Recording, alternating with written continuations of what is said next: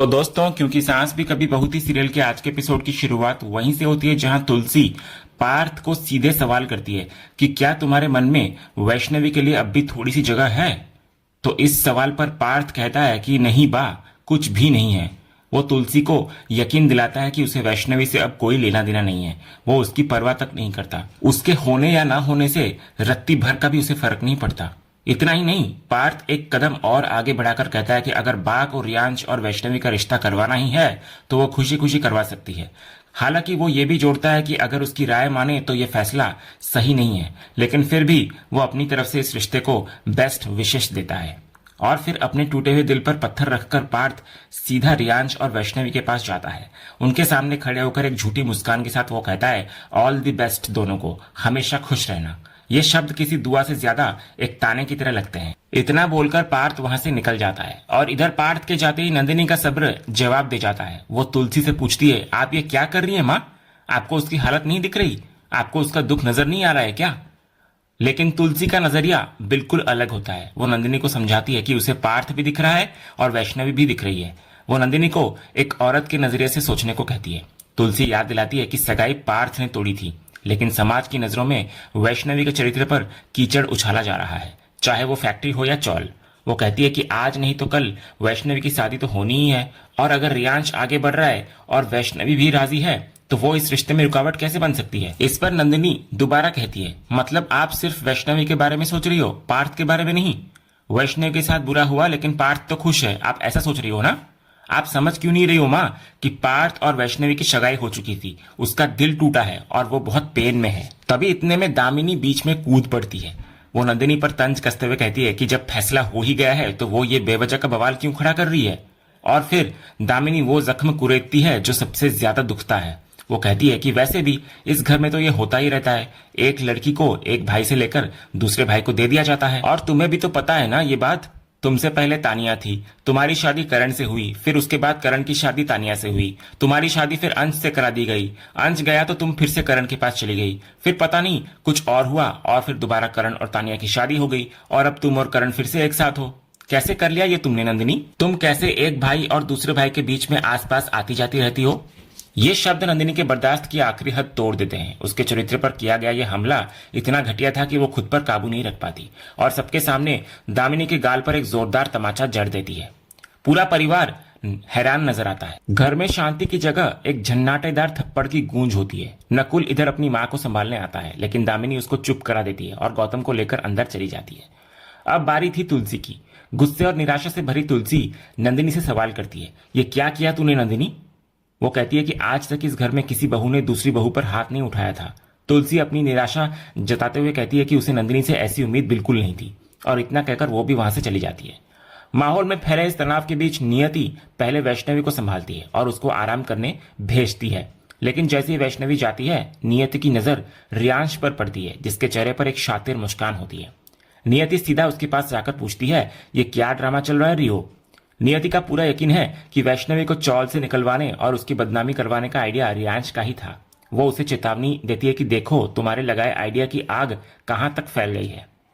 लेकिन रियांश के चेहरे पर कोई शिकन नहीं होता। वो बड़ी ठंडक से जवाब देता है कि ये तो कुछ भी नहीं है मॉम, आगे आगे देखो मैं और कितनी आग लगाता हूँ। और फिर वो अपने असली मकसद का खुलासा करता है। वो कहता है, मेरी माँ से इस तरह से बात करेगी ये बदतमीज औरत? उधर दूसरी तरफ पार्थ अपने कमरे में पूरी तरह टूट चुका होता है। रियांश और वैष्णवी के रिश्ते की बात उसके दिमाग में लगातार घूम रही होती है। गुस्से और दर्द में वो कमरे की चीजें इधर उधर फेंकने लगता है। उसका गुस्सा इतना बढ़ जाता है कि वो खुद अपना हाथ खंबे पर मारने लगता है। वो बार बार यही कह रहा होता है कि आखिर उसके साथ ही ऐसा क्यों हो रहा है। उसके मुताबिक सब कुछ उसके हाथों से निकल चुका है और अब कुछ भी पहले जैसा नहीं बचा। इधर दूसरी तरफ गौतम और दामिनी अपना सामान पैक कर रहे होते हैं। गौतम साफ कहता है कि अब वो इस घर में एक पल भी नहीं रुक सकता। उसके अंदर का गुस्सा अभी भी शांत नहीं हुआ होता। वो दामिनी से कहता है कि अब शायद उसे समझ में आ गया होगा कि आखिर उसे करण और नंदिनी से इतनी परेशानी क्यों थी।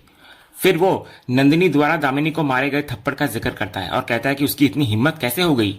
गौतम गुस्से में कहता है कि सिर्फ इसलिए चुप रहा वो क्योंकि सामने एक औरत थी, वरना ऐसा जवाब देता कि जिंदगी भर याद रहता उसको।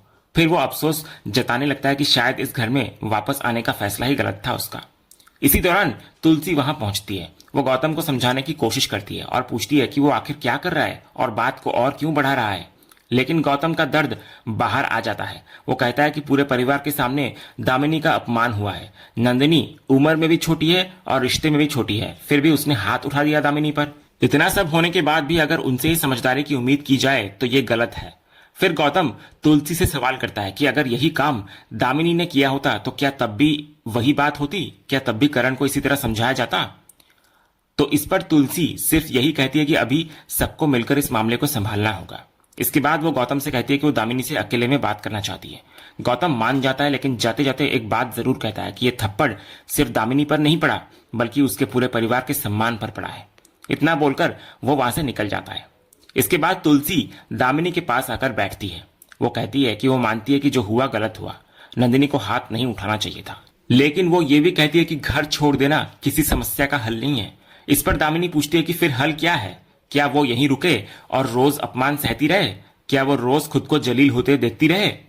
तभी नंदिनी वहां पहुंच जाती है। वो कहती है कि अब ऐसा नहीं होगा, लेकिन दामिनी उसको देखते ही कहती है कि वो उसकी शक्ल तक देखना नहीं चाहती। तभी नंदिनी बहुत शांत होकर कहती है कि वो यहां लड़ने नहीं, माफी मांगने आई है। वो अपनी गलती स्वीकार करती है, कहती है कि उसे हाथ नहीं उठाना चाहिए था। फिर वो दामिनी से माफी मांगती है और घर छोड़कर न जाने की विनती करती है। तभी दामिनी उससे पूछती है कि अगर हालात उल्टे होते तो क्या वो इतनी आसानी से माफ कर देती? नंदिनी बोलती है कि शायद ये आसान नहीं होता, लेकिन वो अपनी गलती मान रही है। वो यहां तक कहती है कि दामिनी जो सजा देना चाहे दे सकती है, लेकिन इस बार उसको माफ कर दे। तभी तुलसी भी दामिनी से कहती है कि वो उसके लिए ही सही नंदिनी को माफ कर दे। तो कुछ पल चुप रहने के बाद दामिनी बोलती है कि वो नंदिनी को माफ तो कर देगी, लेकिन नंदिनी उसकी माफी ले नहीं पाएगी। नंदिनी ये सुनकर हैरानी से पूछती है, इसका क्या मतलब है? तभी दामिनी बोलती है कि अगर उसको सच में माफी चाहिए तो उसे उसकी कीमत भी चुकानी पड़ेगी। इतना कहकर दामिनी उठती है, नंदिनी के पास जाती है और उसके गाल पर जोरदार थप्पड़ मार देती है। फिर कहती है अब हिसाब बराबर हुआ, और ये भी कहती है कि शुक्र मनाओ ये सब बंद कमरे में हुआ है, सबके सामने नहीं, जैसा उसके साथ हुआ था। इसके बाद दामिनी तुलसी की तरफ देखकर कहती है कि अब उसने भी बड़प्पन दिखा दिया है, हिसाब बराबर हो चुका है और माफी भी हो गई। इतना बोलकर वो वहां से चली जाती है। दामिनी के जाने के बाद तुलसी कुछ कहना चाहती है नंदिनी से, लेकिन नंदिनी पहले ही बोल पड़ती है। वो कहती है कि अब कुछ कहने की जरूरत नहीं है। उसके सामने दामिनी ने उसको थप्पड़ मारा और तुलसी वहां पर होते हुए भी उसने कुछ नहीं कहा। अब बाद में बात करने का क्या फायदा? इस पर तुलसी भारी मन से बोलती है कि अब उसके पास भी कहने को ज्यादा कुछ नहीं बचा, क्योंकि जब नंदिनी ने थप्पड़ मारा था तब भी वो कुछ नहीं कर पाई थी और अब भी कुछ भी नहीं कर पा रही है। लेकिन नंदिनी का दर्द कम नहीं होता। वो कहती है कि दामिनी ने जो बातें कही, जो पुराने जख्म सबके सामने खोले, वो सब भी तो गलत था, लेकिन इसके बावजूद भी वो यहां पर आई, अपनी गलती मानी, बार बार माफी मांगी, लेकिन बदले में उसे क्या मिला? फिर वो कहती है कि उसको समझ नहीं आ रहा कि आखिर इस घर में चल क्या रहा है। तुलसी भी टूटे हुए स्वर में जवाब देती है कि उसे भी कुछ समझ में नहीं आ रहा। वो कहती है कि आज तक इस घर में उसने बहुओं को इस तरह व्यवहार करते नहीं देखा। अगर ना समझ लोग ऐसी गलतियां करे तो उन्हें समझाया जा सकता है, लेकिन जब समझदार लोग ही समझदारी छोड़ दे तो घर के बड़े आखिर क्या करे? इतना बोलकर तुलसी भी वहां से चली जाती है। अगली सुबह का सीन एक अलग ही माहौल लेकर आता है। इधर नियति वैष्णवी के लिए शादी के कपड़े देख रही होती है। वो एक लाल रंग का लहंगा चुनकर रियांश को दिखाती है और कहती है कि ये वैष्णवी पर बहुत अच्छा लगेगा, लेकिन रियांश उसकी बात से सहमत नहीं दिखता। वो साफ कहता है कि उसे किसी तरह की बड़ी और शोर शराबे वाली शादी नहीं चाहिए। वो चाहता है कि सब कुछ बहुत सादगी से हो। नियति उसको समझाने की कोशिश करती है। वो कहती है कि वो उसका इकलौता बेटा है और उसकी लाइफ के इतने बड़े मौके को वो यादगार बनाना चाहती है, लेकिन रियांश फिर भी अपनी बात पर कायम रहता है। वो कहता है कि खुशी का दिखावे से कोई संबंध नहीं होता। वैसे भी घर में पहले से इतना तनाव चल रहा है कि ऐसे समय में धूमधाम ठीक नहीं लगेगा। फिर वो पार्थ का जिक्र करता है। वो कहता है कि पार्थ की हालत भी सब देख रहे हैं, अभी अभी उसका रिश्ता टूटा है। ऐसे में कहीं ऐसा ना लगे कि वे लोग जानबूझकर उसको चोट पहुंचाने या उसे जवाब देने की कोशिश कर रहे हैं। आखिर वो उसका भाई ही तो है, कोई दुश्मन तो नहीं है ना। तभी तुलसी वहां पहुंच जाती है। रियांश की बातें सुनकर तुलसी के चेहरे पर संतोष दिखाई देता है। वो कहती है कि ये देखकर अच्छा लगा कि वो सिर्फ अपने बारे में नहीं बल्कि अपने अपनों के बारे में भी सोच रहा है। फिर वो नियति से कहती है कि रियांश की बात सही है, सगाई जितनी सादगी से हो उतना अच्छा रहेगा। नियति भी आखिरकार मान जाती है। इसके बाद तुलसी मुस्कुराकर रियांश से कहती है कि वो जिस लड़की से शादी करेगा उसे बहुत खुश रखेगा। रियांश भी मुस्कुराकर कहता है कि वो बस देखती जाए। फिर अचानक वो एक कमी की बात करता है। वो कहता है कि इस खुशी के मौके पर एक बहुत जरूरी इंसान मौजूद नहीं है और वो है उसके दादू। उसकी बात सुनकर तुलसी उसको भरोसा दिलाती है कि शादी तक वो जरूर आ जाएंगे। आखिर वो भी तो देखना चाहेंगे कि उनका पोता अपनी जिंदगी के नए सफर की शुरुआत कैसे कर रहा है। इतना कहकर तुलसी वहां से चली जाती है। जैसे ही वो जाती है, नियति मुस्कुराकर रियांश से पूछती है, क्या एक्टिंग की है तुमने रियो? एक पल के लिए तो मुझे लगा कि तुम दिल से सारी बातें बोल रहे हो। इस पर रियांश अपने असली रंग में आता है। वो कहता है कि जब सामने वाले लोग सच का दिखावा करके अभिनय कर सकते हैं तो उसने भी वही खेल सीख लिया है। अगर उन्हें अपना खेल आगे बढ़ाना है तो ये सब करना ही पड़ेगा। फिर उसके चेहरे पर बदले की आग साफ दिखाई देती है। वो बोलता है कि इन लोगों ने मेरे डैड को मारा है ना, मेरे असली पापा अंश की जान ली है ना, और आपके हस्बैंड की भी जान ली है ना, तो अभी तो मैं और भी अच्छी एक्टिंग करूंगा। ऐसी एक्टिंग करूंगा कि ये लोग अपनी एक्टिंग करना भूल जाएंगे। इसके बाद कहानी सीधे शाम के सीन में पहुंचती है, जहां रियांश और वैष्णवी की सगाई की रस्म शुरू होती है। नियति खुद वैष्णवी को तैयार करके नीचे लेकर आती है। उसी दौरान सामने से पार्थ भी आता है। जैसे ही उसकी नजर वैष्णवी पर पड़ती है, वो ज्यादा देर वहां खड़ा नहीं रह पाता और चुपचाप बाहर जाकर दूर बैठ जाता है। नंदिनी इधर तुरंत अपने बेटे की हालत समझ जाती है और उसके पास पहुंचकर उसको संभालने की कोशिश करती है। इधर रस्म आगे बढ़ती है। सबसे पहले वैष्णवी अंगूठी उठाती है और रियांश को पहनाती है। पूरे घर में तालियां गूंज उठती है, लेकिन दूसरी तरफ पार्थ इस पल को देखने तक की हिम्मत नहीं जुटा पाता। वो नजरें फेर लेता है। हालांकि उसके चेहरे पर साफ दिखाई देता है कि अंदर ही अंदर उसे यह सब बहुत तकलीफ दे रहा है। इसके बाद रियांश की बारी इधर आती है। वो भी वैष्णवी की उंगली में अंगूठी पहनाता है और दोनों की सगाई पूरी हो जाती है। नियति बेहद खुश दिखाई देती है और दोनों को आशीर्वाद और शुभकामनाएं देती है। लेकिन उसी समय पार्थ वहां से उठकर सीधे अपने कमरे की तरफ चला जाता है। इधर नीचे नियति फोटोग्राफर को बुलाती है और दोनों से कहती है कि अब तो वे आधिकारिक रूप से नई जिंदगी की तरफ बढ़ रहे हैं, इसलिए अच्छे अच्छे फोटो खिंचवाने चाहिए। फिर वो अपनी खुशी जाहिर करते हुए तुलसी को कहती है कि बहू आने वाली है और वो सास बनने वाली है, इसलिए वो बहुत खुश है। इसी दौरान फोटो खिंचवाने के लिए रियांश वैष्णवी के थोड़ा करीब आता है और उसके कंधे पर हाथ रख देता है। उधर कमरे में पहुंचा पार्थ पूरी तरह अतीत में खो जाता है। उसको वैष्णवी के साथ बिताए हुए हर पल की याद आने लगती है। उसकी नजर अपने हाथ में पहनी हुई सगाई की अंगूठी पर जाती है, जो कभी उनके रिश्ते की निशानी थी। गुस्से और दर्द में वो अंगूठी उतारने की कोशिश करता है, लेकिन जितनी कोशिश करता है अंगूठी उतनी उंगली से निकलती नहीं है, फंस जाती है। उसी समय उसको महसूस होता है कि कोई उसको देख रहा है। वो सामने देखता है तो वहां वैष्णवी खड़ी होती है। वैष्णवी उसके पास आती है और उससे कहती है कि उसने तो दावा किया था कि अब उसे कोई फर्क नहीं पड़ता, लेकिन उसका चेहरा कुछ और कहानी सुना रहा है। वो उसे याद दिलाती है कि उसने कहा था कि उसकी जिंदगी में अब उसकी कोई जगह नहीं बची, लेकिन उसके हाव भाव देखकर ऐसा बिल्कुल नहीं लगता।